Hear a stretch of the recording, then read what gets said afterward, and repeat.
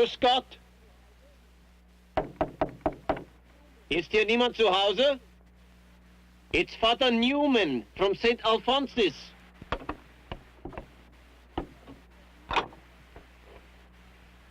My father said to let no one in. But I have come such a long way. Could I not at least come in and rest a while?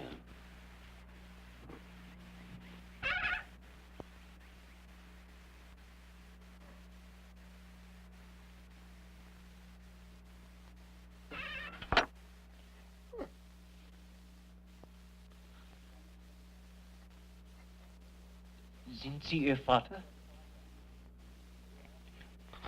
Are you her father? Yeah.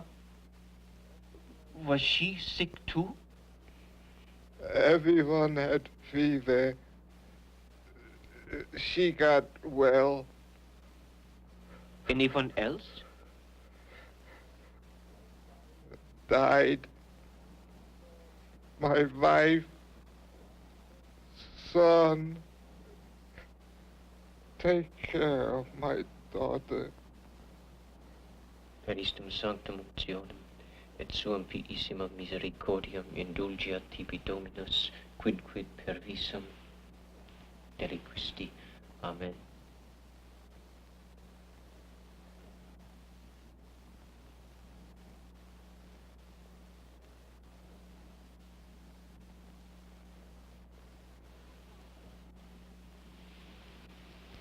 Papa!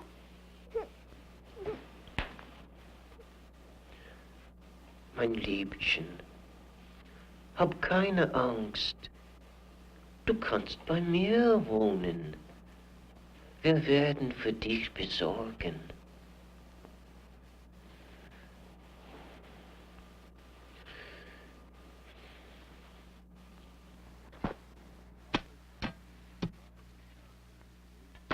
Father John Neumann arrived in America at the age of 25. In his native Austria, he never knew the kind of deprivation that immigrants would face in the United States. As a seminarian, he vowed to work among these immigrants, providing them some comfort in their struggle. Now, after 16 years, Father Neumann is pastor of St. Alphonsus Church in Baltimore. He still makes the rounds of a country priest, serving those farthest from the church.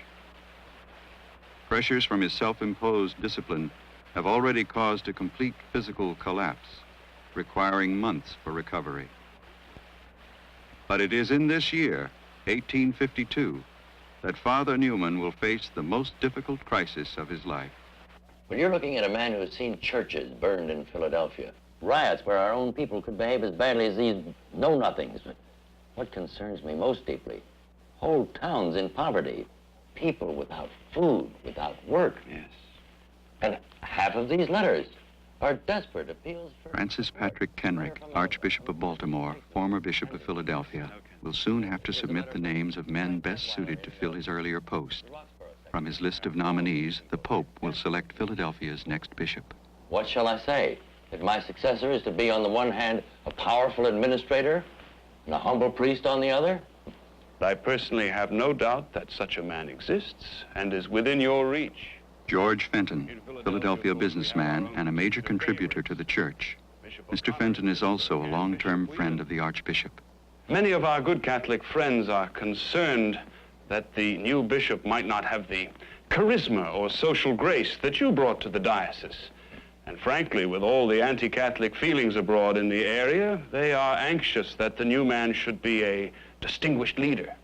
You know, I have the distinct impression that perhaps you would like to suggest someone for the nomination.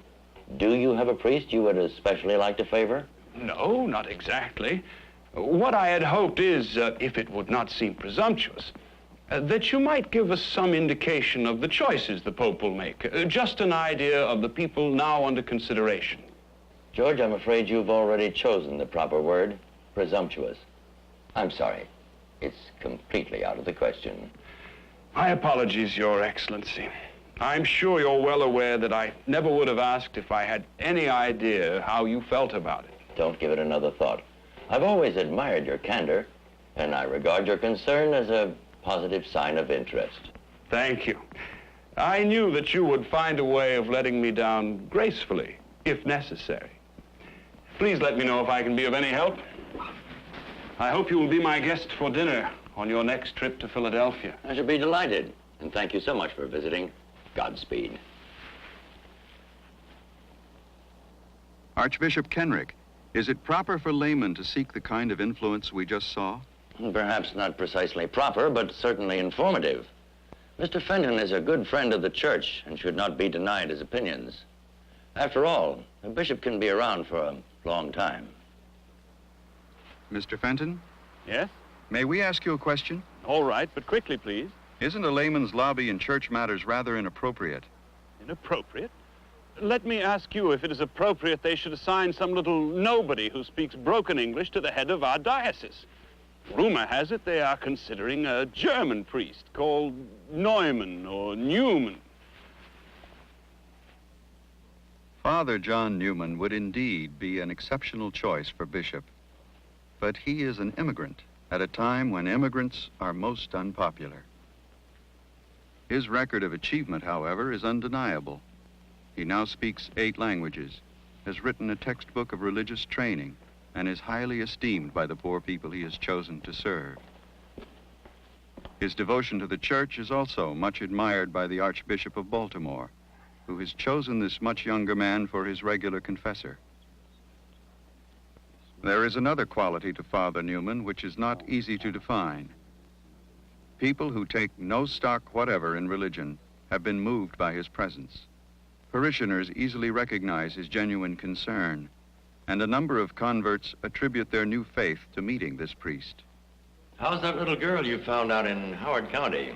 Still feeling fairly lost, I'm afraid, but she will speak to people now, and I saw her almost smile the other day. Well, that's a good sign. Yes, and I've been lucky enough to find a family who wanted to come and live with them. Oh, great news. By the way, we're looking for someone to take my place in Philadelphia, and your name has been mentioned. We may have to get you fitted for a mitre. Father Neumann, did the reference to a mitre mean you might be made bishop? No, I think that was just a figure of speech. Well, how would you feel about such an opportunity? Oh, I'm afraid that I would not call it an opportunity. Besides, it does not seem that I'm suited for bishop. I think that the Archbishop knows that.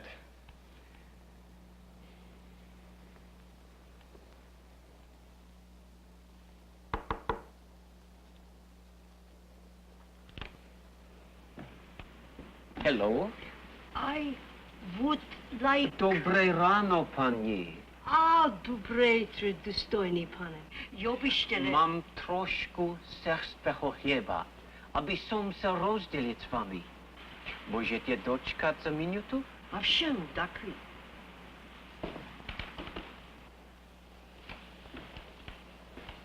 S Bohom, pani Kimlika, a nech vás popoženia. A žako dekne.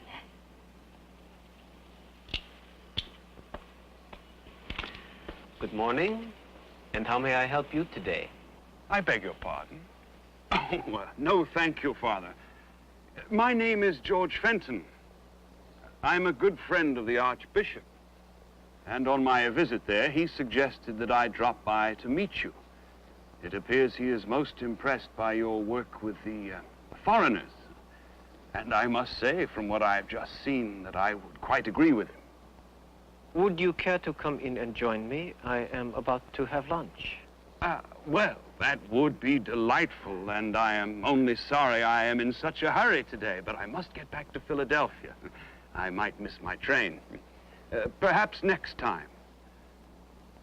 Well, it's been a great pleasure meeting you. I hope to see you again. Certainly. Have a safe journey.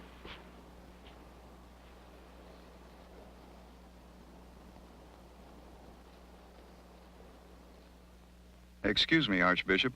Are you any closer to compiling a final list for the Vatican? Well, I've certainly received a lot of advice, but to answer your question, yes, I have a list. And I have a preference, Father John Neumann. But I'm a bit worried. The very mention of his name seems to stir up controversy. I've consulted with bishops all over the country. I have no doubt if he is selected bishop, he will attract the hearts and minds of all to him within a short time. Neumann seems to have no familiarity with Protestant culture and tradition. Shouldn't we be considering someone with a bit more savoir-faire? You know, I myself once mentioned him for bishop, but I never thought they'd consider Philadelphia. Erie, perhaps, but not Philadelphia. Archbishop, how will you deal with all of this? I'm sure I can't tell you tonight.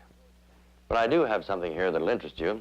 A letter from George Fenton. It seems that he ran into Father Neumann on his last trip to Baltimore. Apparently he realized something was up. At any rate, he says, I am sad to report that your Father Neumann did not impress me either in stature or style as anyone who would be appropriate in the Philadelphia diocese.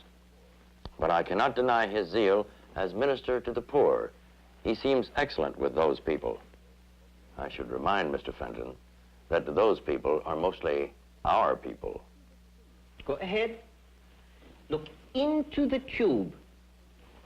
It is like a telescope, but it shows us another world. What is it? It is a creature. Actually, many creatures. Creatures? Jawohl. Do you know where they come from?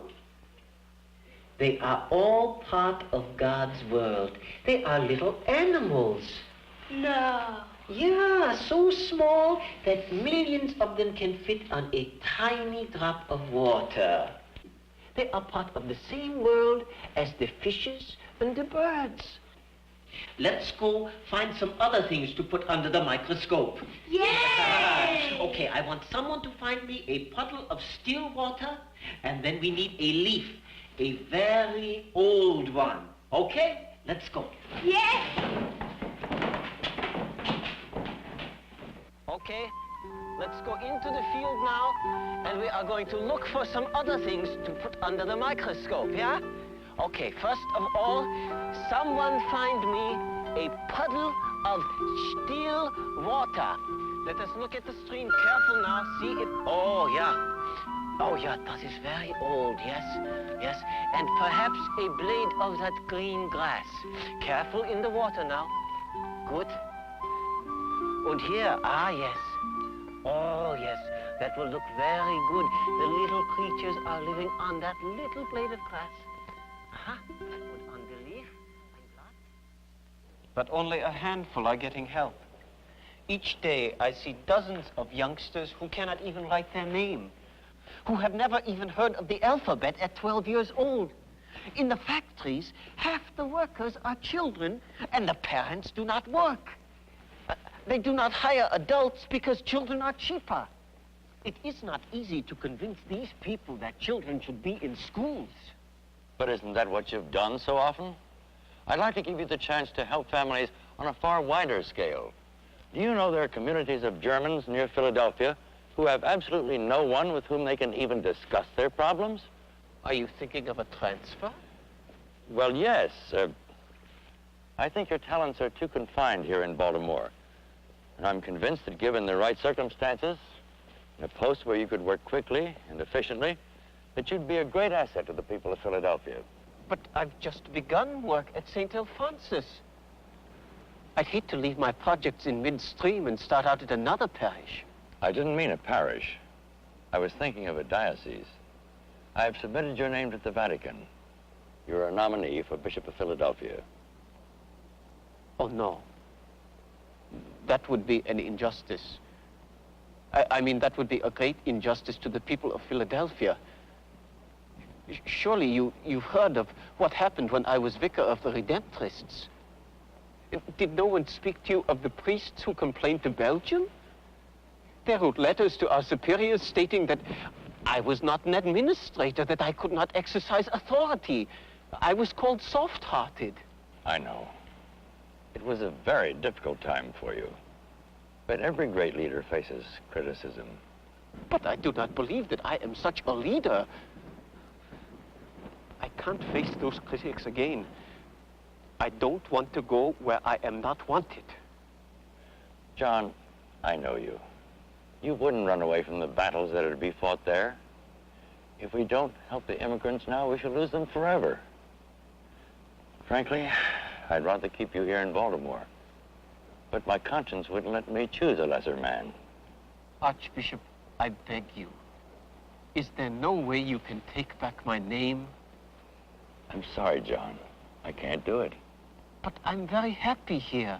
I'm afraid I would be a terrible disappointment. John, please believe me. If I had known you'd feel this way about it, I wouldn't have submitted your name. But it's out of my hands now. The Pope will decide. Please. Do not let them make me bishop. John, we have sworn obedience to the church. Whatever happens, you'll have my support. Goodbye, John. The Vatican requires that 3 names be submitted as nominees for each new bishop. However, with John Neuman's name on the list, there is not much doubt who will be chosen. With this news, all the fears of inadequacy that have haunted him since childhood are now driven back to the surface. He will resist this appointment, even appealing to the Vatican. Unfortunately, rumor has almost put the mitre on his head even before the Pope makes his decision. Professor George Allen of the University of Pennsylvania and his wife Mary. We are converts to the church, and we've known Archbishop Kenrick a long time. And when I heard he was recommending a Redemptorist priest, I said to everyone, a humble religious man is just the sort of person I'd expect our Archbishop to send us. Of course, we'll be delighted to have a scholar as a chief prelate in Philadelphia. I understand Father Neumann is a serious student of theology, and I'm looking forward to having him as my guest at the university. It's good to know a Catholic who can stand his ground in a philosophical discussion. Other reactions might best be described as mixed. Gil Stewart, a Baltimore journalist. One time, up in New York State, it seems this innkeeper wants to throw a bash on a holy day. Well, he's setting out beer, whiskey, the works, and along comes this little German priest, and he says, "Nix der Schnaps," or something. That was Father Neumann. Anyway, he tells this innkeeper if he has his party, he's leaving town forever. You know, the, this town is not big enough for both of us routine. Well, the townspeople get together, and they say we can't have a town without a padre. And they boycott the innkeeper, and he's got to leave the place. I hear they're sending Neumann to Philadelphia, which is all right with me. Angelo Rosado will never forget his first encounter with Father Neumann. Oh, everybody know him. Let me tell you something. The first time I meet him, everybody said to me, "Watch yourself with this priest. He's a German, very strict." So I see him coming down the street one day. My wife poked me. "Stand up straighter," she say. "It's a new priest." He walk right up to me and say, "Buongiorno, signore. Come sta?" I'm so surprised, I say, "Sta bene. E grazie, compa." My wife kicking me. "He's a priest and not a relative," she say. He laughed and say, "It's all right. I don't mind being a relative. I'm a love him for that. And every time I see him now, I yell, 'Hey, compa!' And he always stop to say hello." Sister Mary Francis of the Oblate Sisters of Providence. Recently, Father Neumann saved their teaching community by direct intervention. We teach the children of slaves. Nobody wanted to give money for this purpose. Father Neumann went to the bishop and begged him to support our order. Archbishop Kenrick, most of the people we've spoken to believe Father Neumann has already been declared bishop. Can you confirm this? It seems almost irrelevant at this point, doesn't it? Gossip, then rumors, then announcements in the press. But yes, I can now make it official. A letter arrived this morning from the Vatican. Father Neumann will be consecrated bishop. Has he been told? No. Everyone seems to know except the man himself. And that task, of course, has fallen to me.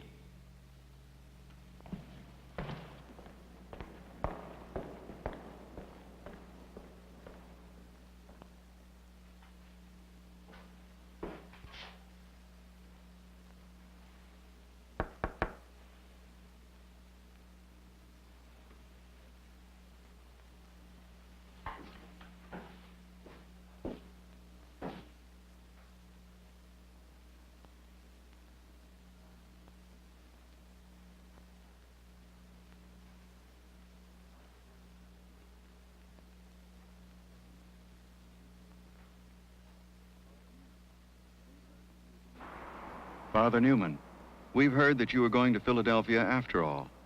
Oh, yes. I have heard the rumors, but I do not take much stock in their talk. Do you really believe that the appointment is so unlikely? Several years ago, when I was head of my religious order, we all agreed that I was not suited for administration. It was very embarrassing, but I'm sure that I will not be put in such a position again. I have asked the vicar and other redemptorists to write letters to the Pope stating that I should not be made bishop. What will you do if it doesn't work? I don't know. I would rather die tomorrow than be consecrated bishop. If you will excuse me.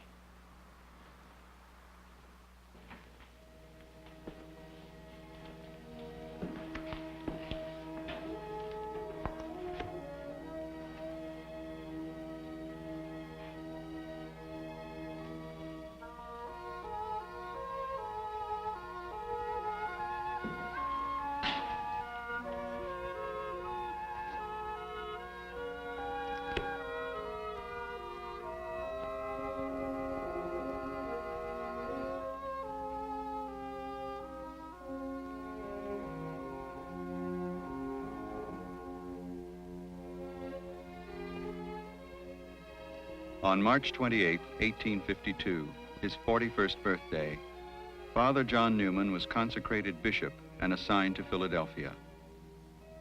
In that year, the city held the greatest concentration of immigrants in America, and for their sake, the Archbishop had judged correctly. In less than a decade, Bishop Neumann built nearly 40 schools and 80 churches, establishing an educational system that was to become a standard in the U.S. Even in the midst of this activity, he took the time to visit the outlying parishes of eastern Pennsylvania, attending the aged, the sick, and imprisoned. Yet he still felt incapable as an administrator, and on several occasions wrote to Rome asking for reassignment. The Vatican responded by sending another bishop, who would take over the administrative work in the diocese. This only served to reinforce John Neumann's feelings of incompetence. Bishop Neumann, it's been 8 years now since you arrived in Philadelphia. Would you mind taking the time to describe your experience here? When I was a young man, I dreamt of becoming a priest. Over the years, my dreams have come true. But being a bishop, that has only been a burden. My decisions are criticized by my staff. Some priests complain that I am too informal and undignified. Others say that I am cold, aloof. Sometimes in the morning, I feel as though I am going to the gallows. That must be an unhappy job to face alone. Oh, but I'm not unhappy or lonely. I have a feeling of security and peace, a great sense of being loved. I know God loves me. That means everything. The emptiness and pain of not being loved is a terrible experience. I am spared that. And that helps me tell others that God has not stopped loving them and caring for them.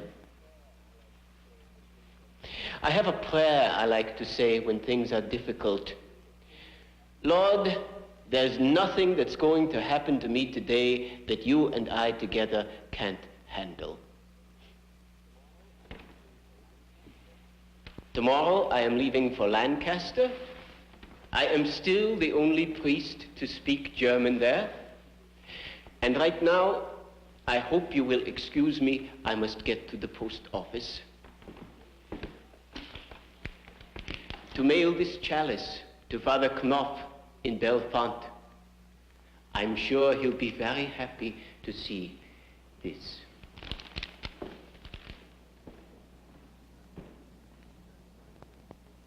Thursday morning, January 5th, 1860. On his way to the post office, Bishop John Neumann suffered a stroke and was dead within the hour. The descendants of those people John Neumann loved still pray to his memory. And in June 1977, he was canonized a saint.